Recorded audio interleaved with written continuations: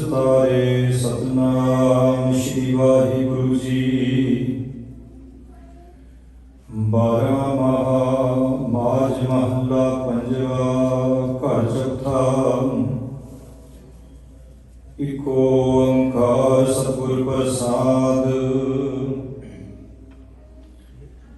ਕਿਰਤ ਕਰਮ ਕੇ ਵਿਛੜੇ ਕਰ ਕਿਰਪਾ ਮੇਲੋ ਰਾਮ। ਚਾਰ ਕੁੰਟ ਲੈ ਦਿਸ ਭ੍ਰਮੇ ਥਕ ਆਏ ਪ੍ਰਭ ਕੀ ਸ਼ਾਮ। ਤਿਨ ਦੁਲੈ ਤੇ ਬਾਰੀ ਕਿਤੈ ਨ ਆਵੇ ਕਾਮ। ਜਲ ਬਿਨ ਸਾਖ ਹੁਕਮ ਲਾਵਤੀ ਉਪਜੈ ਨਾਹੀ ਦਾਮ। ਹਰ ਨਾਮ ਨ ਮਿਲਿਐ ਸਾਜਨੈ ਕਤ ਪਾਈਐ ਵਿਸ਼ਰਾਮ। ਜਿਤ ਘਰ ਹਰ ਕੰਤ ਨਾ ਪ੍ਰਗਟਈ ਭਟ ਨਗਰ ਸੇ ਗ੍ਰਾਮ। ਸਰਬ ਸਿੰਗਾਰ ਤਮੋਲ ਰਸ ਸੰਦੇਹੀ ਸਭ ਖਾਮ।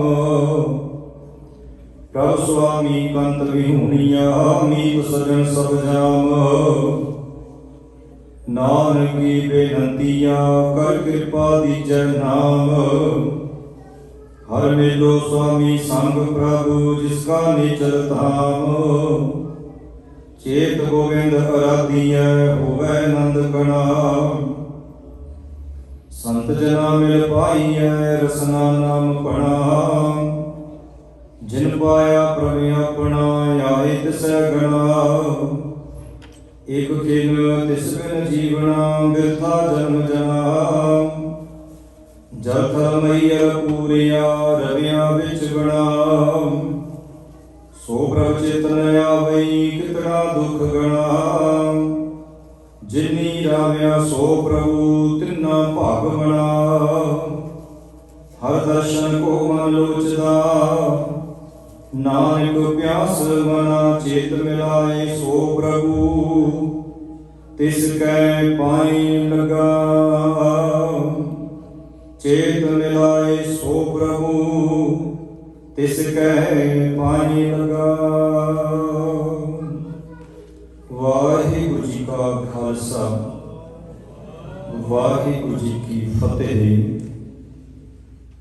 ਸਤਿਗੁਰੂ ਗੁਰੂ ਗਰੀਬ ਨਿਵਾਸ ਜੁਗੋ ਜੁਗ ਅਟਲ ਧੰਨ ਧੰਨ ਸਾਹਿਬ ਸ਼੍ਰੀ ਗੁਰੂ ਗ੍ਰੰਥ ਸਾਹਿਬ ਮਹਾਰਾਜ ਸੱਚੇ ਪਾਤਸ਼ਾਹ ਜੀ ਦੀ ਪਾਵਨ ਗੁਰਗੋਦ ਵਿੱਚ ਅੱਜ ਆਪਾਂ ਗਦਰੀ ਬਾਬਿਆਂ ਦੇ ਪਾਵਨ ਇਤਿਹਾਸਕ ਸਥਾਨ ਗੁਰਦੁਆਰਾ ਸਾਹਿਬ ਸ਼ੌਕਣ ਵਿਖੇ ਸਮੁੱਚੀਆਂ ਸੰਗਤਾਂ ਅੱਜ ਆਪਾਂ ਸੰਮਤ 553ਵਾਂ ਨਾਨਕ ਸ਼ਾਹੀ ਕੈਲੰਡਰ ਮੁਤਾਬਕ ਗੁਰਬਾਣੀ ਤੋਂ ਅੱਜ ਸਾਡਾ ਸਿੱਖਾਂ ਦਾ ਨਵਾਂ ਸਾਲ ਆਰੰਭ ਹੁੰਦਾ ਹੈ।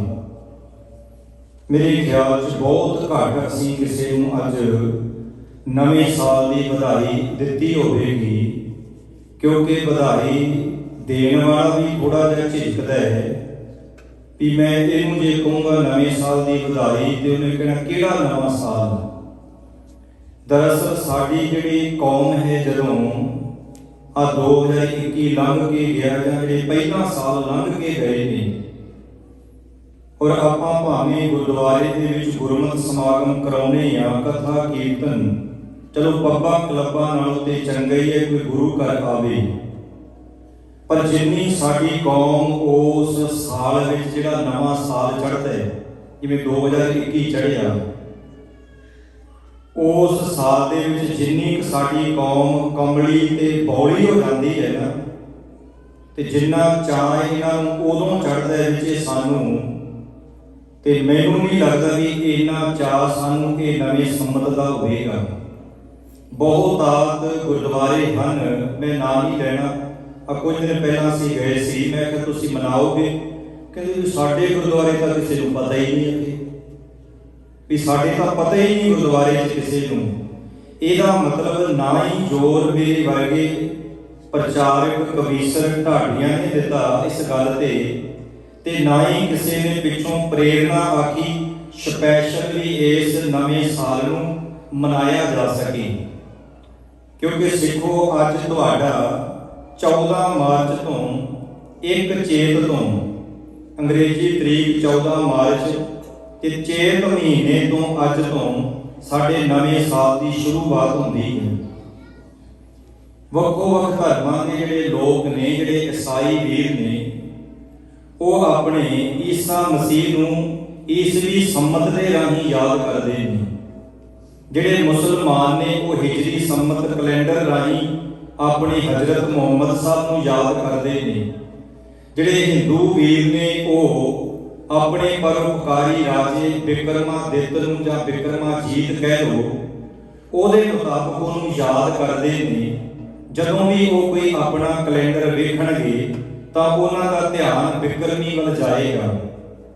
ਤੇ ਜਿਹੜੇ ਈਸਾਈ ਮਤ ਵਾਲੇ ਨੇ ਉਹ ਈਸਾ ਨੂੰ ਮੁੱਖ ਰੱਖ ਕੇ, ਭਾਵ ਜਿਹੜਾ ਵੀ ਉਹ ਦਿਨ ਕੱਢਦੇ ਨੇ। ਹੁਣ ਤੇ ਪਹਿਰੇਦਾਰ ਪੇਪਰ ਨੇ ਪਿਛਲੇ ਦਿਨੀ ਖਬਰ ਲਾਈ ਹੈ ਕਿ ਅਮਰੀਕਾ ਨੇ ਆ ਸਿੱਖਾਂ ਦੇ ਨਵੇਂ ਸਾਲ ਨੂੰ ਮਾਨਤਾ ਦੇ ਦਿੱਤੀ ਹੈ ਵੀ ਇਹ ਤੁਹਾਡਾ ਨਵਾਂ ਸਾਲ ਹੈ। ਪਰ ਜੇ ਅਸੀਂ ਇਹ ਜ਼ੋਰ ਦਿੱਤਾ ਹੋਵੇ, ਵੈਸੇ ਤਾਂ ਬਹੁ ਗਿਣਤੀ ਵਿੱਚ ਸਾਡਾ ਜ਼ੋਰ ਇਹ ਹੀ ਲੱਗਿਆ ਹੈ ਕਿ ਕਿਵੇਂ ਇਸ ਕੈਲੰਡਰ ਦਾ ਆਪਾਂ ਛੇਤੀ ਭੋਗ ਪਾ ਲਈਏ। ਉਹ ਮੈਂ ਬੇਨਤੀ ਕਰੂੰ ਨਾਲੋਂ ਨਾਲ, ਪਰ ਬੇਨਤੀ ਕਰ ਰਹੇ ਸਾਂ ਵੀ ਜਿਵੇਂ ਹਿੰਦੂ ਵੀਰ ਉਹ ਬਿਕਰਮਾਦਿੱਤ ਰਾਜੇ ਦੇ ਮੁਤਾਬਕ ਬਿਕਰਮੀ ਸੰਮਤ ਕੈਲੰਡਰ ਮੰਨਦੇ ਨੇ। ਪਰ ਜੇ ਹੁਣ ਕੋਈ ਸਾਨੂੰ ਪੁੱਛੇ ਕਿ ਸਿੱਖੋ, ਵੈਸੇ ਇਹ ਕੈਲੰਡਰ ਵਿਵਾਦਮਈ ਨਹੀਂ ਸੀ, ਇਹਦੇ 'ਚ ਵਾਦ ਵਿਵਾਦ ਨਹੀਂ ਸੀ, ਪਰ ਇਹਨੂੰ ਵਾਦ ਵਿਵਾਦਤ ਵਾਲੀ ਰੰਗਤ ਦੇ ਦਿੱਤੀ ਗਈ। ਇਹ ਹੈ ਨਹੀਂ ਸੀ, ਇਹ ਬਣਾ ਦਿੱਤਾ ਗਿਆ। ਜਿਵੇਂ ਕੋਈ ਬੰਦਾ ਬੜਾ ਚੰਗਾ ਭਲਾ ਹੋਵੇ ਤੇ ਉਹਨੂੰ ਜਦੋਂ ਕੋਈ ਆਲੇ ਦੁਆਲੇ ਕੋਈ ਕਹੀ ਜਾਵੇ ਤੂੰ ਤੇ ਬੇਈਮਾਨੀ ਕਰਦਾ, ਕੋਈ ਮੈਨੂੰ ਕਹੀ ਜਾਵੇ ਗਿਆਨੀ ਪਰਚੀ 50 ਦਿੱਤੇ ਸੀ, ਪਤਾ ਨਹੀਂ ਕੱਟੀ ਹੋਣੀ ਕਿ ਨਹੀਂ।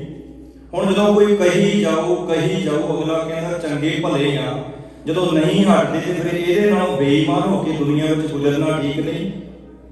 ਬਹੁਤ ਤਾਦ ਵਿੱਚ 92-93 ਦੇ ਵਿੱਚ ਜਿਹੜੇ ਨੌਜਵਾਨ ਇਸ ਪਾਸੇ ਆਏ ਸਨ ਉਹ ਚੰਗੇ ਭਲੇ ਸਨ, ਕਿਰਤ ਕਰ ਰਹੇ ਸਨ, ਮਿਹਨਤ ਕਰ ਰਹੇ ਸਨ। ਪਰ ਜਦੋਂ ਉਹਨਾਂ ਦੇ ਉੱਪਰ ਜ਼ਬਰ ਤੇ ਜ਼ੁਲਮ ਅਤਿਆਚਾਰ ਚੰਗਿਆਂ ਭਲਿਆਂ ਤੇ ਕਰਨਾ ਸ਼ੁਰੂ ਕਰ ਦਿੱਤਾ ਤੇ ਫਿਰ ਉਹ ਮਜਬੂਰਨ ਹੋ ਕੇ ਇਸ ਰਾਹ ਤੁਰੇ ਸਨ।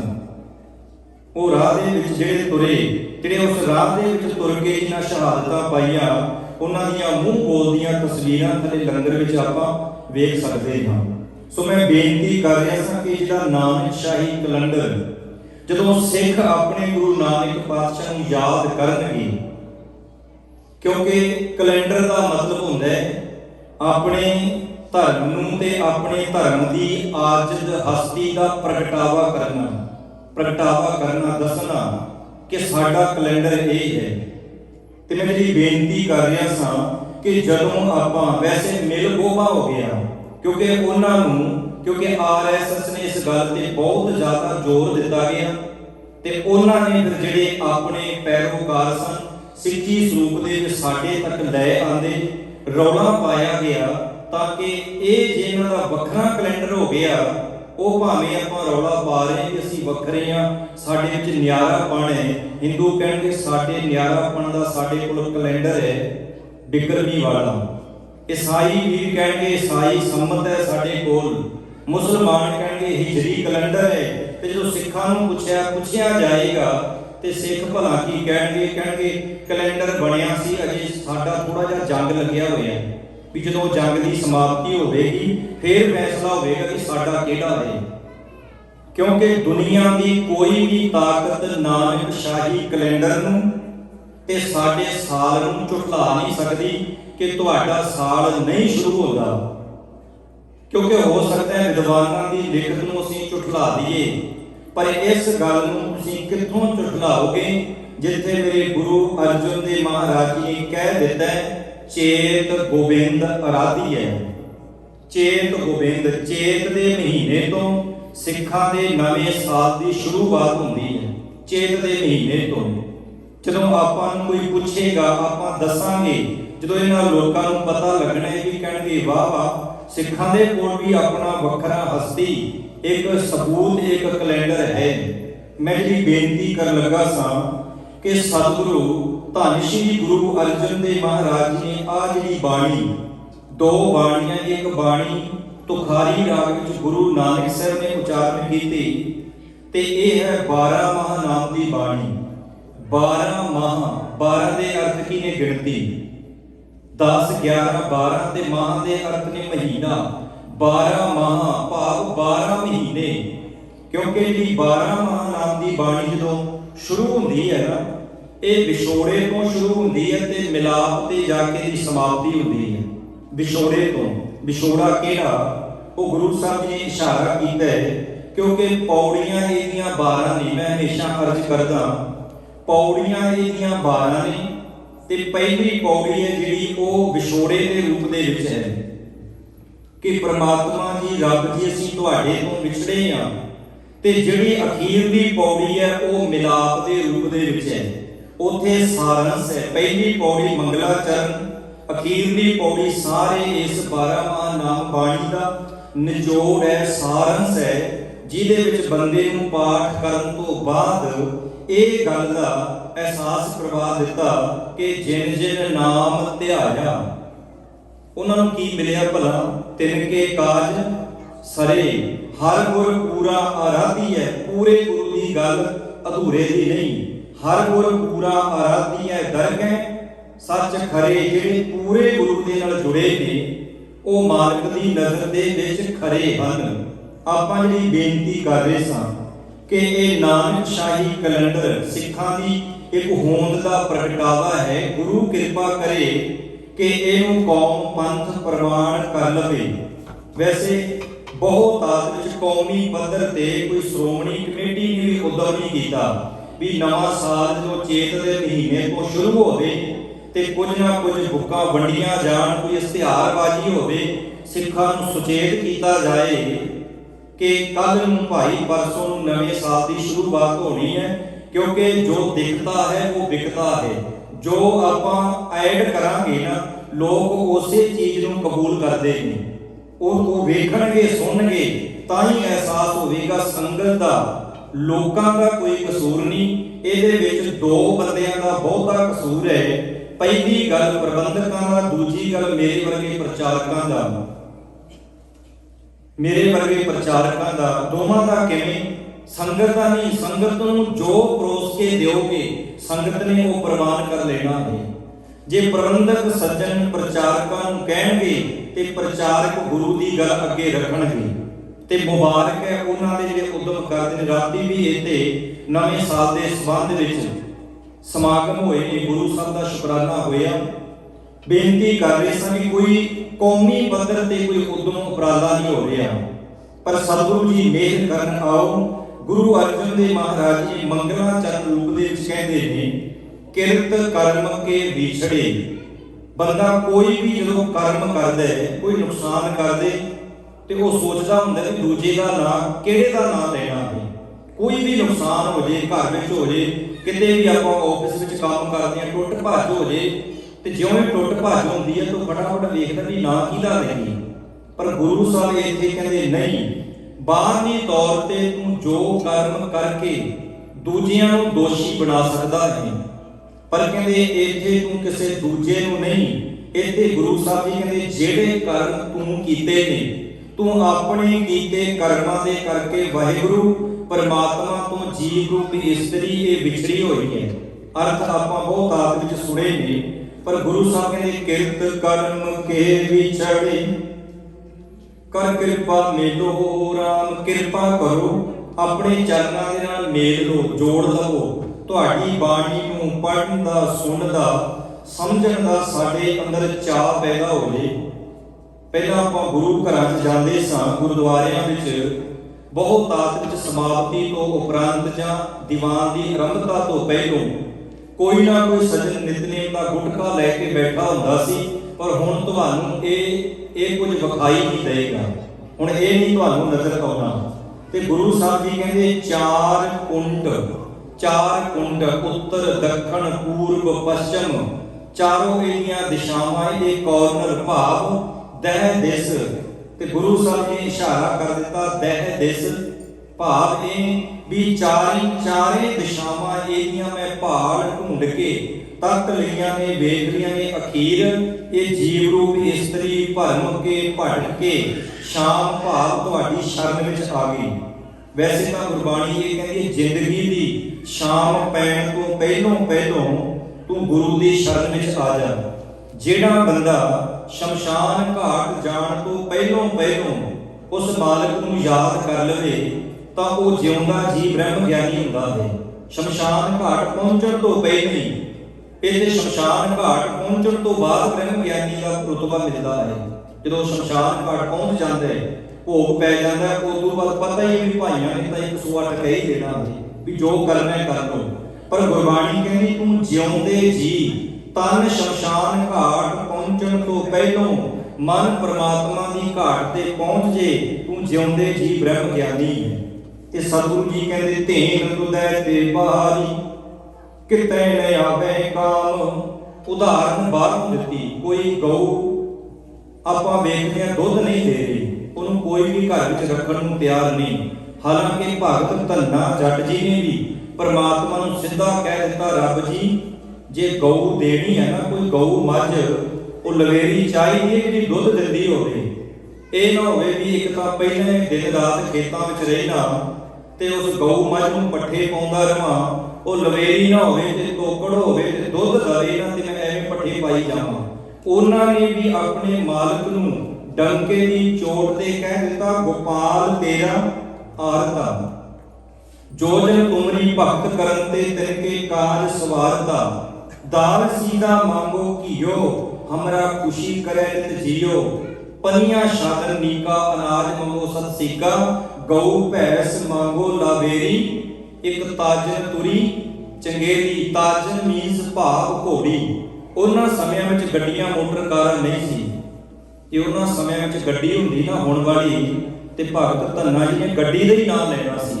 ਉਹਨਾਂ ਸਮਿਆਂ ਦੇ ਵਿੱਚ ਵਧੀਆ ਘੋੜੀ।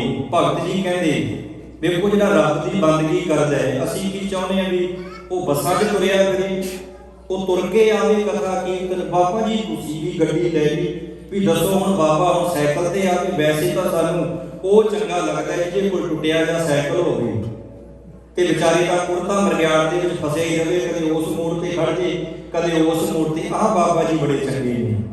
ਤੇ ਜੇ ਇੰਜ ਕਹਿ ਲਓ ਲੋਕਾਂ ਨੂੰ ਲੁੱਟਣ ਵਾਲੇ ਮੰਤਰੀਆਂ ਦੇ ਕੋਲ ਇੰਨੀਆਂ ਵੱਡੀਆਂ ਗੱਡੀਆਂ ਘੂ ਕਰਦੇ ਤੁਹਾਡੇ ਕੋਲ ਦੀ ਤੁਹਾਨੂੰ ਲਤਾੜ ਦੇ ਲੰਘ ਜਾਂਦੇ ਨੇ, ਜਦੋਂ ਕਿ ਉਹਨਾਂ ਨੇ ਕਿਸੇ ਦਾ ਕੁਝ ਸਵਾਰਨਾ ਨਹੀਂ।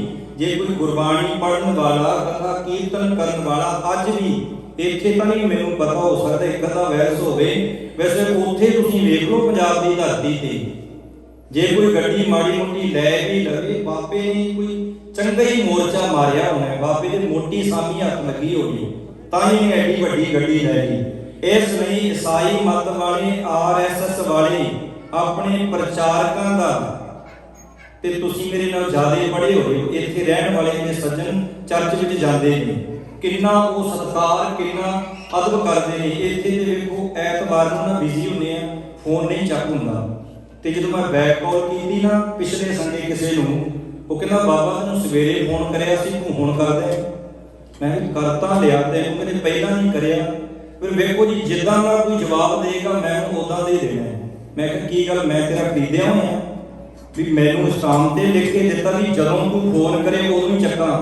ਖਿਮਾ ਕਰਿਓ ਸੰਡੇ ਨੂੰ ਦੇਖੋ ਬਿਜ਼ੀ ਹੁੰਦੇ ਅਸੀਂ ਪਾਠ ਕਰਕੇ ਕਿੱਦਾਂ ਫੋਨ ਚੱਕਾਂਗੇ। ਅਰਦਾਸ ਕਰਦੇ ਫੋਨ ਸੁਣ ਲਈ ਭਾਈ ਸਾਹਿਬ ਕਿਉਂ ਆ ਜਾਓ। ਸਾਡੇ ਵਿੱਚ ਜੇ ਸਹਿਣਸ਼ੀਲਤਾ ਹੀ ਨਹੀਂ, ਇਹ ਜ਼ਰੂਰੀ ਨਹੀਂ ਕਿ ਨਹੀਂ ਤੁਸੀਂ ਗੁਰਦੁਆਰੇ ਦੀ ਗ੍ਰੰਥੀ ਹੋ ਕੇ ਗੁੱਸਾ ਕਰ ਲਿਆ। ਮੈਂ ਕਿਹਾ ਕੀ ਗੱਲ ਮੈਨੂੰ ਇੱਥੋਂ ਦੀ ਸਰਕਾਰ ਨੇ ਲਿਖ ਕੇ ਦਿੱਤਾ ਵੀ ਤੂੰ ਨਹੀਂ ਗੁੱਸਾ ਕਰਨਾ ਤੇ ਤੁਸੀਂ ਜੋ ਮਰਜ਼ੀ ਕਹੋ। ਇਹ ਮੈਂ ਤਾਂ ਬੇਨਤੀ ਕਰਦਾ ਵੇਖੋ ਵੀ ਜਦੋਂ ਤੁਸੀਂ ਮਾਹੌਲ ਉਦਾਂ ਦਾ ਬਣਾ ਦਿਓਗੇ, ਖਾਲੀ ਹਾਲ ਵਿੱਚ ਜਿੱਦਾਂ ਦੀ ਆਵਾਜ਼ ਮਾਰੋਗੇ ਆਵਾਜ਼ ਤੁਹਾਨੂੰ ਉਦਾਂ ਦੀ ਆਉਣੀ ਹੈ। ਸਹਿਣਸ਼ੀਲਤਾ ਨਾਮ ਦੀ ਕੋਈ ਚੀਜ਼ ਹੁੰਦੀ ਹੈ। ਖੈਰ ਮੈਂ ਇਹਦੀ ਬੇਨਤੀ ਕਰਨ ਲੱਗਾ ਸਾਂ। ਭਗਤ ਧੰਨਾ ਜੀ ਕਹਿੰਦੇ ਗਊ ਭੈਂਸ ਮੰਗੋ ਲਾਵੇਰੀ। ਮਾਲਕ ਜੀ ਵਧੀਆ ਗਊ ਚਾਹੀਦੀ ਹੈ ਜਿਹੜੀ ਬਾਲਟੀ ਭਰ ਦੇਵੇ ਦੁੱਧ ਦੀ। ਤੇ ਇੱਥੇ ਕਿਹੜੀ ਗਊ ਦਾ ਜ਼ਿਕਰ ਕੀਤਾ? ਕਹਿੰਦੇ ਧੇਨ ਦੁੱਧੈ ਤੇ ਬਾਹਰੀ ਕਿਤੇ ਨਾ ਆਵੇ ਕਾਮ। ਧੇਨ ਦੁੱਧੈ ਤੇ ਜਿਹੜੀ ਗਊ ਮੱਝ ਕਹਿ ਲੋ ਕੋਈ ਵੀ ਉਹ ਦੁੱਧ ਨਾ ਦਵੇ ਤਾਂ 4 ਦਿਨ ਅਗਲਾ ਪੱਠੇ ਪਾਉਂਦਾ ਡੰਡਾ ਮਾਰ ਕੇ ਉਹਨੂੰ ਬਾਹਰ ਕੱਢ ਦਿੰਦਾ ਹੈ। ਉਹ ਕਿਸੇ ਕੰਮ ਨਹੀਂ ਹੁੰਦੀ। ਇੱਕ ਕੰਮ ਆਉਂਦੀ ਹੈ ਉਹ ਗਊ ਵੀ ਜਿਹੜੇ ਮੋਟਰਸਾਈਕਲਾਂ ਤੇ ਜਾਂਦੇ ਹੁੰਦੇ ਆ ਉਹਨਾਂ ਨੂੰ ਜ਼ਰੂਰ ਪੂੰਝੇ ਲਾ ਦਿੰਦੀ ਹੈ। ਬਸ ਆਹੀ ਕੰਮ ਹੈ ਉਹਨਾਂ ਦਾ। ਜਿਨ੍ਹਾਂ ਦੇ ਵਿਚਾਰੇ ਦੇ ਬੱਖਲ ਪਾੜ ਤੇ ਉਹਨੂੰ ਪੁੱਛ ਕੇ ਦੇਖੋ, ਬਾਕੀ ਗਊ ਮਾਤਾ ਕਹਿ ਕੇ ਅਜੇ ਤੱਕ ਪੂਜੀ ਜਾਂਦੇ ਨੇ। ਪਰ ਮੇਰੇ ਸਤਿਗੁਰੂ ਜੀ ਕਹਿੰਦੇ ਧੇਨ ਦੁਦੈ ਤੇ ਬਾਹਰੀ, ਕਿਤੇ ਨੇ ਆਵੇਂ ਕਾਮ ਜਲ ਬਿਨ ਪਾਣੀ ਤੋਂ ਬਿਨਾ। ਸਾਗ ਕੁਮਲਾਵਤੀ, ਜਿਵੇਂ ਪਾਣੀ ਤੋਂ ਬਿਨਾ ਖੇਤੀ ਫਸਲ ਕੁਮਲਾ ਜਾਂਦੀ ਹੈ। ਉਪਜੈ ਨਾਹੀ ਦਾਮ, ਤੁਸੀਂ ਕੋਈ ਪੈਸਾ ਨਹੀਂ ਵਟ ਸਕਦੇ। ਗੁਰੂ ਸਾਹਿਬ ਕਹਿੰਦੇ ਇਸੇ ਤਰ੍ਹਾਂ ਪਰਮਾਤਮਾ ਦੇ ਨਾਮ ਤੋਂ ਬਿਨਾ ਆ ਜਿਹੜੀ ਜੀਵ ਰੂਪੀ ਇਸਤਰੀ ਹੈ, ਜੇ ਪਰਮਾਤਮਾ ਦਾ ਨਾਮ ਰੂਪ ਜਲ, ਜੇ ਇਹਨੇ ਪਰਮਾਤਮਾ ਨੂੰ ਨਹੀਂ ਸਮਝਿਆ ਤਾਂ ਮੇਰੇ ਸਤਿਗੁਰੂ ਜੀ ਕਹਿੰਦੇ ਆਤਮਿਕ ਤੌਰ ਤੇ ਇਹ ਜੀਵ ਰੂਪ ਇਸਤਰੀ ਇਹ ਵੀ ਕੁਮਲਾਏ ਜਾਏਗੀ, ਵੀ ਕਿਸੇ ਕੰਮ ਨਹੀਂ, ਇਹਦੀ ਵੀ ਕੋਈ ਕੀਮਤ ਨਹੀਂ, ਇਹਦਾ ਕੋਈ ਮੁੱਲ ਨਹੀਂ ਪੈਣਾ। ਤੇ ਮੇਰੇ ਸਤਿਗੁਰੂ ਜੀ ਕਿਰਪਾ ਕਰਦੇ ਨੇ, ਕਹਿੰਦੇ ਜਲ ਬਿਨ ਸਾਖ ਕੁਮਲਾਵਤੀ, ਉਪਜੈ ਨਾਹੀ ਦਾਮ, ਹਰ ਨਾਹ ਨਾ ਮਿਲਿਐ ਸਾਜਨੈ। ਕਹਿੰਦੇ ਜੇ ਪਰਮਾਤਮਾ ਨਾ ਮਿਲੇ, ਉਹਦੀ ਸਮਝ ਤੋਂ ਬਿਨਾ ਕਤ ਪਾਈਐ ਵਿਸ਼ਰਾਮ। ਫਿਰ ਕਹਿੰਦੇ ਉਹ ਕਿਹੜੀ ਜਗ੍ਹਾ ਹੈ ਜਿੱਥੇ ਜਾ ਕੇ ਪਰਮਾਤਮਾ ਦੀ ਸਾਨੂੰ ਸਮਝ ਪੈ ਜੇ। ਤੇ ਗੁਰੂ ਸਾਹਿਬ ਜੀ ਕਹਿੰਦੇ ਜਿਤ ਘਰ, ਹਿਰਦੇ ਰੂਪ ਘਰ ਦੀ ਗੱਲ ਕਰਦੇ ਨੇ। ਕੰਤ ਨਾ ਪ੍ਰਗਟੀ, ਜਿਸ ਹਿਰਦੇ ਰੂਪ ਘਰ ਦੇ ਵਿੱਚ ਮਾਲਕ ਦੀ ਸਮਝ ਨਹੀਂ ਤੇ ਉਹਨੂੰ ਕੀ ਕਹਿੰਦੇ ਭੱਠ ਨਗਰ ਸੇ ਗ੍ਰਾਮ। ਨਗਰ ਗ੍ਰਾਮ ਪਿੰਡ ਸ਼ਹਿਰ, ਭਾਵ ਇਹ ਕਿ ਜਿਸ ਹਿਰਦੇ ਰੂਪ ਘਰ ਵਿੱਚ ਪਰਮਾਤਮਾ ਦੀ ਸਮਝ ਨਹੀਂ, ਉਹ ਹਿਰਦਾ ਰੂਪ ਘਰ ਇੱਕ ਤਪਦੀ ਹੋਈ ਭੱਠੀ ਦੇ ਵਾਂਗ ਹੈ। ਸਰਬ ਸਿੰਗਾਰ ਤੰਬੋਲ ਰਸ, ਸਣ ਦੇਹੀ ਸਭ ਖਾਮ। ਜਿੰਨੇ ਮਰਜੀ ਬਾਹਰੋਂ ਕਹਿੰਦੇ ਆਰ ਸਿੰਗਾਰ ਤੂੰ ਕਰ ਲੈ, ਕਿਹੜੇ ਧਰਮ ਦੇ। ਇੱਕ ਤੇ ਬਾਹਰਲੇ ਆਰ ਸਿੰਗਾਰ ਦੀ ਗੱਲ ਹੋ ਗਈ, ਪਰ ਇੱਥੇ ਗੁਰੂ ਸਾਹਿਬ ਕਹਿੰਦੇ ਤੂੰ ਬਾਹਰੋਂ ਜਿੰਨੇ ਮਰਜੀ ਆਰ ਸਿੰਗਾਰ ਧਰਮ ਦੇ ਕਰ ਲੈ। ਹਮੇਸ਼ਾ ਮੈਂ ਬੇਨਤੀ ਕਰਦਾ, ਜਿਵੇਂ ਅਮਲੀ ਇਕੱਠੇ ਹੋ ਗਏ ਸਨ, ਜਾ ਕੇ ਕਹਿੰਦੇ ਬਹਿ ਗਏ ਉਹ ਨਦੀ ਕਿਨਾਰੇ, ਬੇੜੀ ਵਿੱਚ ਬੈਠੇ ਚੋਣ ਲੱਗੇ ਚੱਕੂ ਮਾਰਨ। ਤੇ ਸਵੇਰ ਹੋਣ ਵਾਲੀ ਹੋ ਗਈ, ਨਸ਼ਾ ਉਤਰਿਆ, ਭੰਗ ਸ਼ਰਾਬ ਉਤਰੀ। ਕਹਿੰਦੇ ਵੇਖ ਤਾਂ ਲੋ ਕਿੱਥੇ ਜੇ ਪਹੁੰਚੇ ਆ। ਤੇ ਜਦੋਂ ਵੇਖਿਆ ਕਹਿੰਦੇ ਪਹੁੰਚਣਾ ਕਿਤੇ ਆ, ਕਹਿੰਦੇ ਕਿਤੇ ਨਹੀਂ ਪਹੁੰਚੇ। ਕਹਿੰਦੇ ਚੱਕੂ ਸਾਰੀ ਰਾਤ ਮਾਰਦੇ ਰਹੇ ਤੇ ਇੱਕ ਜਿਹੜਾ ਥੋੜਾ ਜਿਹਾ ਠੀਕ ਹੋਇਆ, ਕਹਿੰਦੇ ਪਹੁੰਚਦੇ ਕਿੱਥੇ, ਕਿਉਂਕਿ ਜਿਹੜੀ ਬੇੜੀ ਸੰਗਲਾਂ ਨਾਲ ਰੱਸਿਆਂ ਨਾਲ ਬੰਨੀ ਹੈ, ਉਹ ਤਾਂ ਕਹਿੰਦੇ ਸੰਗਲ ਰੱਸੇ ਖੋਲੇ ਨਹੀਂ, ਉੱਥੇ ਹੀ ਖੜੇ ਆ। ਇਹ ਗੱਲ ਕਿਸੇ ਸੰਗਲ ਦੀ ਬੇੜੀ ਦੀ ਅਮਲੀਆਂ ਦੀ ਨਹੀਂ, ਗੱਲ ਬੰਦਿਆਂ ਤੇਰੀ ਹੋ ਰਹੀ ਹੈ। ਬੰਦਾ ਸਾਰੀ ਜ਼ਿੰਦਗੀ ਧਰਮ ਦੇ ਸੇਵਾ ਸਿਮਰਨ ਦੇ ਚੱਪੂ ਮਾਰਦਾ ਰਹਿੰਦੇ, ਪਰ ਵਹਿਮਾਂ ਭਰਮਾਂ ਦੇ ਨਾਲ ਜਿਹੜੀ ਜੀਵਨ ਰੂਪ ਬੇੜੀ ਹੈ ਇਹਨੂੰ ਬੰਨ ਕੇ ਰੱਖਿਆ, ਕਿਤੇ ਨਹੀਂ ਪਹੁੰਚਦੀ, ਉੱਥੇ ਹੀ ਖੜੀ ਰਹਿੰਦੀ ਹੈ। ਤੇ ਇਹੀ ਗੱਲ ਮੇਰੇ ਸਤਿਗੁਰੂ ਜੀ ਕਹਿੰਦੇ ਸਰਬ ਸ਼ਿੰਗਾਰ ਤੰਬੋਲ ਰਸ, ਸਣ ਦੇਹੀ ਸਭ ਖਾਮ। ਪ੍ਰਭ ਸੁਆਮੀ ਕੰਤ ਵਿਹੂਣੀਆਂ ਮੀਤ ਸੱਜਣ, ਸਭ ਜਾਮ। ਪਰਮਾਤਮਾ ਤੋਂ ਬਿਨਾ ਕੰਤ, ਪਤੀ ਰੂਪ ਪਰਮਾਤਮਾ ਤੋਂ ਵਿਹੂਣਾ। ਇਹ ਜਿਹੜੀ ਜੀਵ ਰੂਪੀ ਇਸਤਰੀ ਹੈ, ਤੇ ਜਿੰਨੇ ਇਹਦੇ ਬਾਹਰਲੇ ਤੌਰ ਤੇ ਸੰਗੀ ਸਾਥੀ ਨੇ, ਤੇ ਪਾਤਸ਼ਾਹ ਜੀ ਕਹਿੰਦੇ ਇੱਕ ਜਮ ਦੀ ਤਰ੍ਹਾਂ ਪ੍ਰਤੀਤ ਹੁੰਦੇ ਨੇ, ਕਿਉਂਕਿ ਅੰਤਮ ਸਮੇਂ ਸਹੀ ਮਾਇਨਿਆਂ ਵਿੱਚ ਬੰਦੇ ਦੇ ਮਿੱਤਰ ਕੌਣ ਨੇ। ਆਪਾਂ ਬਾਹਰਲੀ ਤੌਰ ਤੇ ਕਹਿੰਦੇ ਉਹ ਮਿੱਤਰ, ਉਹ ਰਿਸ਼ਤੇਦਾਰ, ਪਰ ਗੁਰਬਾਣੀ ਇਹ ਕਹਿੰਦੀ ਹੈ ਬੰਦਿਆ, ਗੁਣ ਤੇਰੇ ਮਿੱਤਰ ਨੇ ਤੇ ਔਗਣ ਤੇਰੇ ਦੁਸ਼ਮਣ ਨੇ। ਗੁਣ ਤੇਰੇ ਮਿੱਤਰ ਨੇ ਤੇ ਔਗਣ ਤੇਰੇ ਦੁਸ਼ਮਣ ਨੇ।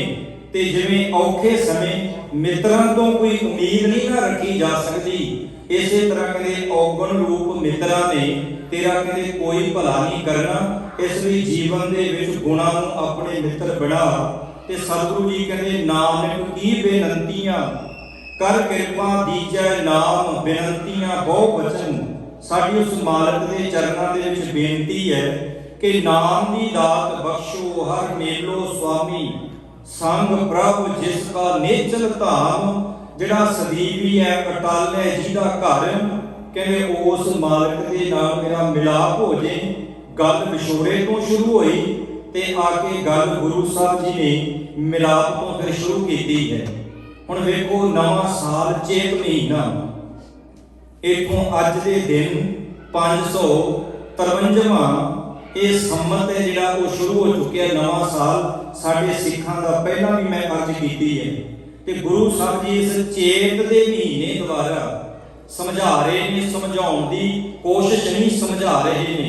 ਕੋਸ਼ਿਸ਼ ਉਹ ਹੁੰਦੀ ਹੈ ਜਿਹੜਾ ਬੰਦਾ ਕੰਮ ਕਰਨ ਦੇ ਵਿੱਚ ਉਹਨੂੰ ਯਕੀਨ ਨਾ ਹੋਵੇ ਮੈਂ ਕਰ ਵੀ ਸਕਦਾ ਜਾਂ ਨਹੀਂ, ਪਰ ਗੁਰੂ ਸਾਹਿਬ ਜੀ ਸਮਝਾਉਂਦੇ ਨੇ, ਕੀ ਕਹਿੰਦੇ ਨੇ, ਚੇਤ ਗੋਬਿੰਦ ਅਰਾਧੀਐ ਹੋਵੇ ਆਨੰਦ ਘਣਾ।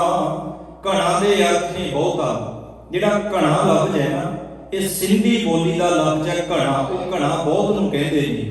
ਗੁਰੂ ਗ੍ਰੰਥ ਸਾਹਿਬ ਮਹਾਰਾਜ ਜੀ ਦੇ ਵਿੱਚ ਬੇਅੰਤ ਬੋਲੀਆਂ ਨੇ, ਬੇਅੰਤ ਭਾਸ਼ਾਵਾਂ ਨੇ, ਇਸ ਵਾਸਤੇ ਤਾਂ ਕਿ ਹਰ ਇੱਕ ਵਰਗ ਦਾ ਬੰਦਾ ਇਸ ਗੁਰਬਾਣੀ ਨੂੰ ਸਮਝਣ ਤੋਂ ਮੁਨਕਰ ਨਾ ਹੋ ਸਕੇ। ਗੁਰੂ ਸਾਹਿਬ ਕਹਿੰਦੇ ਚੇਤ, ਚੇਤ ਦੇ ਮਹੀਨੇ ਦੁਆਰਾ ਕਹਿੰਦੇ ਉਹਨੂੰ ਚੇਤ, ਮਹੀਨਾ ਚੇਤ ਹੈ। ਤੇ ਅਰਥ ਕੀ ਹੈ? ਚੇਤ, ਚੇਤੇ ਕਰਕੇ ਨੂੰ। ਗੋਬਿੰਦ, ਗੋ ਧਰਤੀ, ਬਿੰਦ ਪਾਲਣਾ ਕਰਨ ਵਾਲਾ, ਉਹ ਜਿਹੜਾ ਮੇਰਾ ਮਾਲਕ ਵਾਹਿਗੁਰੂ ਹੈ।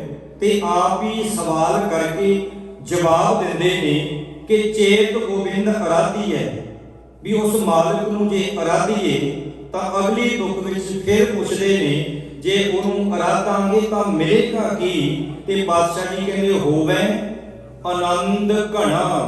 ਇੱਥੇ ਇਹ ਨਹੀਂ ਆਖਿਆ ਵੀ ਖੁਸ਼ੀ ਮਿਲੂਗੀ, ਇਹ ਨਹੀਂ ਆਖਿਆ ਪਦਾਰਥ ਮਿਲਣਗੇ, ਆਨੰਦ, ਕਿਉਂਕਿ ਆਨੰਦ ਦਾ ਕੋਈ ਦੂਜਾ ਪਾਸਾ ਨਹੀਂ ਹੁੰਦਾ। ਇਸ ਲਈ ਗੁਰੂ ਘਰ ਵਿੱਚ ਭਾਵੇਂ ਖੁਸ਼ੀ ਹੈ ਤੇ ਭਾਵੇਂ ਗਮੀ ਹੈ, ਇੱਥੇ ਆਨੰਦ ਸਾਹਿਬ ਦਾ ਪਾਠ ਜ਼ਰੂਰ ਕੀਤਾ ਜਾਂਦਾ ਹੈ, ਜਿੱਥੋਂ ਸਿੱਖਿਆ ਮਿਲਦੀ ਹੈ ਕਿ ਬੰਦਿਆ ਜਿੱਥੇ ਮਰਜ਼ੀ ਭੱਜ ਲੈ, ਜੋ ਮਰਜ਼ੀ ਕਰ ਲੈ, ਪਰ ਕਹਿੰਦੇ ਤੇਰੀ ਮੰਜ਼ਿਲ ਹੀ ਆਨੰਦ ਹੈ। ਚੇਤ ਗੋਬਿੰਦ ਅਰਾਧੀ ਹੈ। ਜੇ ਤੂੰ ਉਸ ਮਾਲਕ ਨੂੰ ਚੇਤ ਮਹੀਨੇ ਦੁਆਰਾ ਸੰਬੋਧਨ ਕਰਦੇ ਨੇ ਕਿ ਬੰਦਿਆ ਜੇ ਤੂੰ ਅਰਾਧੀ ਹੈ, ਅਰਾਧਨਾ ਕਰੇਗਾ, ਉਹਦਾ ਨਾਮ ਜਪੇਗਾ ਤੇ ਕੀ ਹੋਵੇਗਾ? ਆਨੰਦ ਘਣਾ। ਬਹੁਤ ਜ਼ਿਆਦਾ ਤੇਰੇ ਜੀਵਨ ਦੇ ਵਿੱਚ ਆਨੰਦ ਆਏਗਾ। ਵੇਖੋ ਸਾਡੇ ਦੇਸ਼ ਵਿੱਚ 6 ਰੁੱਤਾਂ ਨੇ ਤੇ 12 ਮਹੀਨੇ ਨੇ। 12 ਮਹੀਨਿਆਂ ਦੇ ਵਿੱਚ ਦੀ ਜਦੋਂ ਸੂਰਜ ਇੱਕ ਰਾਸ ਨੂੰ ਛੱਡ ਕੇ ਦੂਜੀ ਰਾਸ ਦੇ ਵਿੱਚ ਪ੍ਰਵੇਸ਼ ਕਰਦਾ ਹੈ, ਜ਼ਮੀਨ ਤੇ ਅਸਮਾਨ ਦੇ ਵਿੱਚ ਕ੍ਰਾਂਤੀ ਆਉਂਦੀ ਹੈ।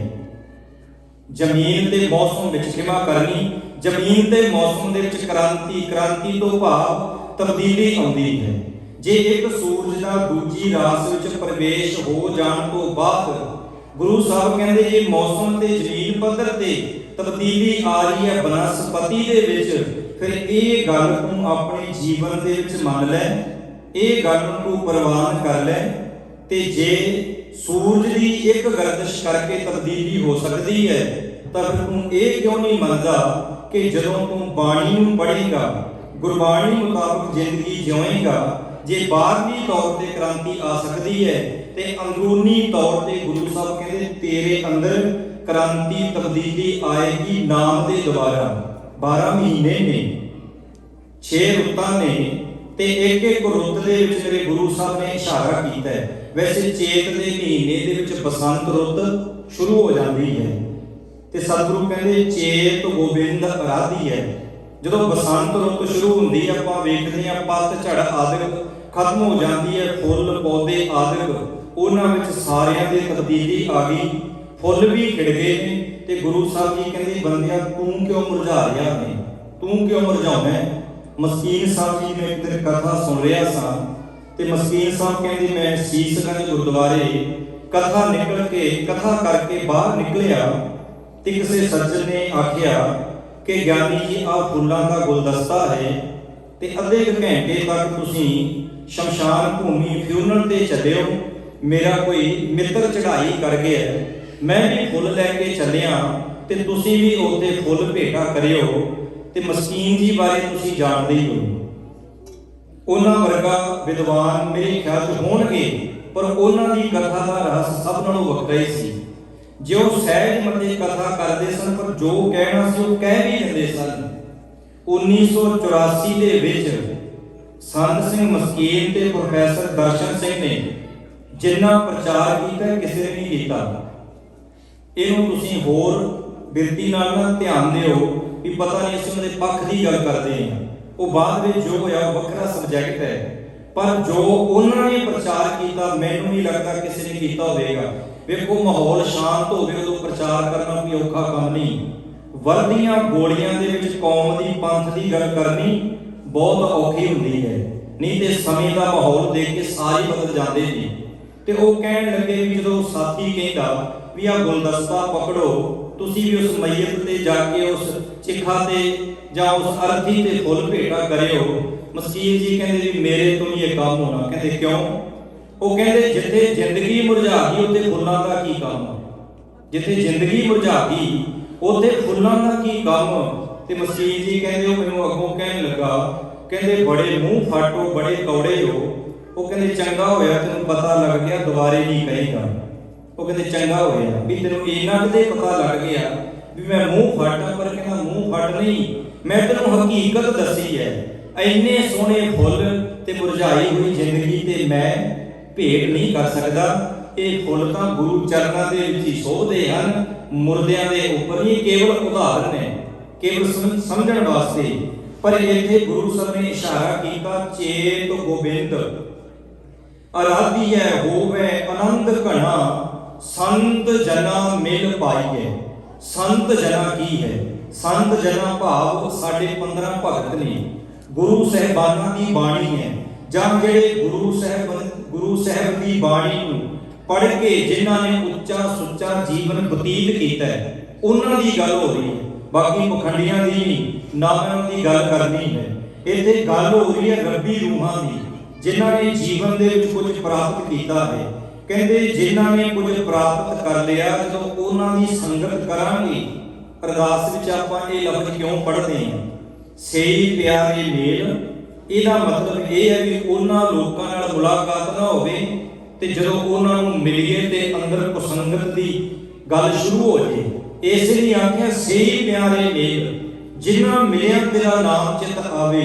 संत जना मिल पाईए, रसना नाम भणा। भणा दे अर्थ ने उचारण करा। जदों रब दे प्यारे गुरमुख जन उन्हां दे नाल मुलाकात होवे ते अपने आप ही मुख तो वाहिगुरु वाहिगुरु का उचारण होएगा, जां उस मालिक वाहिगुरु रब की गल करांगे। ते गुरु अर्जुन देव महाराज कहते जिन पाया प्रभ अपना, आई तिसै गणा। गणा तो भाव है गिनती, भाव सफल उन्हां दा आउणा हो गया दुनिया विच। जिन पाया, जिन्हां ने परमात्मा नूं पा लिया। पा लिया कि जिन्हां ने परमात्मा नूं समझ लिया, जिन्हां ने समझ लिया कि गुरु ग्रंथ साहिब महाराज जी दी ही बाणी एक ऐसी महान है, जिन्हों पढ़ के, जिन्हों समझ के, जिन्हों सुन के जीवन में तब्दीली आ सकती है।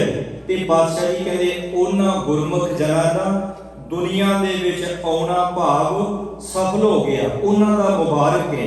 जिन पाया प्रभ अपना, आई तिसै गणा। एक खिन तिस बिन जीवना, बिरथा जन्म जना।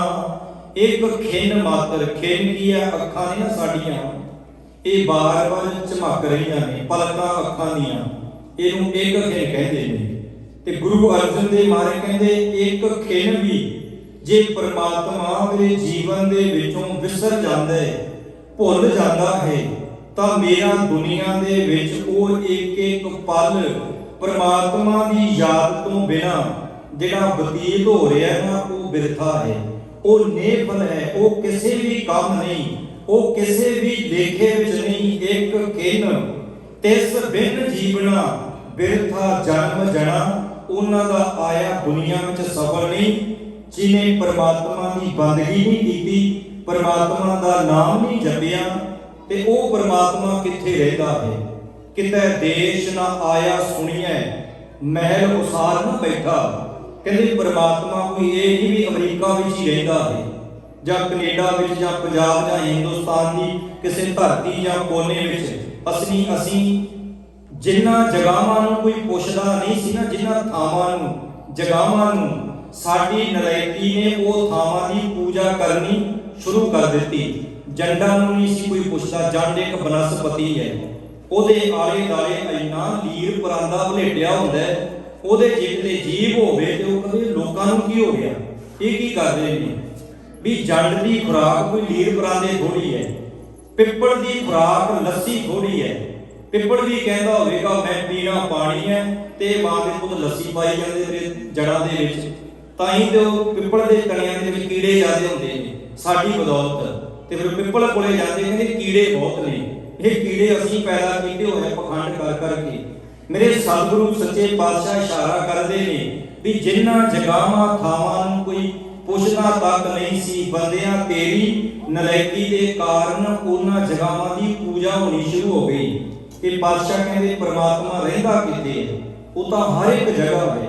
ਘਟ ਘਟ ਮੈਂ ਹਰ ਜੂ ਵਸੈ, ਸੰਤਨ ਕਹਿਓ ਪੁਕਾਰ। ਭਗਤ ਜਨਾਂ ਦੀ ਬਾਣੀ ਵਿੱਚੋਂ ਬਾਰ-ਬਾਰ ਝਲਕ ਮਿਲਦੀ ਹੈ।